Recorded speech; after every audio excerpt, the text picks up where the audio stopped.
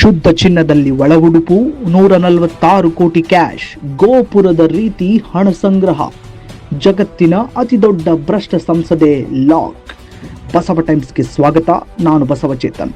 ಇರಾಕ್ನಲ್ಲಿ ಅತಿದೊಡ್ಡ ಭ್ರಷ್ಟಾಚಾರ ವಿರೋಧಿ ಕಾರ್ಯಾಚರಣೆ ನಡೆಸಲಾಗಿದೆ.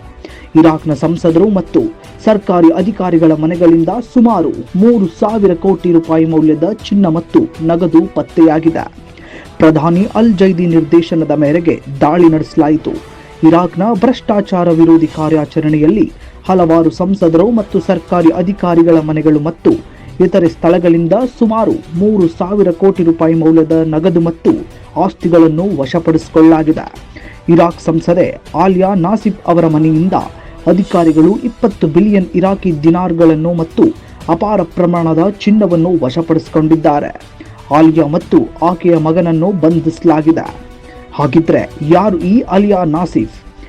ಈ ಹಿಂದೆ ಮಾಜಿ ಪ್ರಧಾನಿ ಮೊಹಮ್ಮದ್ ಶಿಯಾ ಅಲ್ ಸುಡಾನಿ ಜೊತೆಯಲ್ಲಿ ಕೆಲಸ ಮಾಡಿದ್ದ Aliya Nassif State of Law Coalition ಪಕ್ಷವನ್ನು ಪ್ರತಿನಿಧಿಸುತ್ತಿದ್ದಾರೆ. ಇವರು ಈ ಹಿಂದೆ ಭ್ರಷ್ಟಾಚಾರ ವಿರುದ್ಧ ಮಾತನಾಡಿ ಖ್ಯಾತಿ ಗಳಿಸಿದ್ರು. ಈಗ ಖುದ್ದು ಅಪಾರ ಪ್ರಮಾಣದ ಭ್ರಷ್ಟಾಚಾರದಲ್ಲಿ ಭಾಗಿಯಾಗಿ ಲಾಕ್ ಆಗಿದ್ದಾರೆ. ಸಂಸದೆಯ ಮನೆಯಲ್ಲಿ ಕೋಟಿ ಕೋಟಿ ಹಣ, ಚಿನ್ನಾಭರಣ ಪತ್ತೆಯಾಗಿದೆ.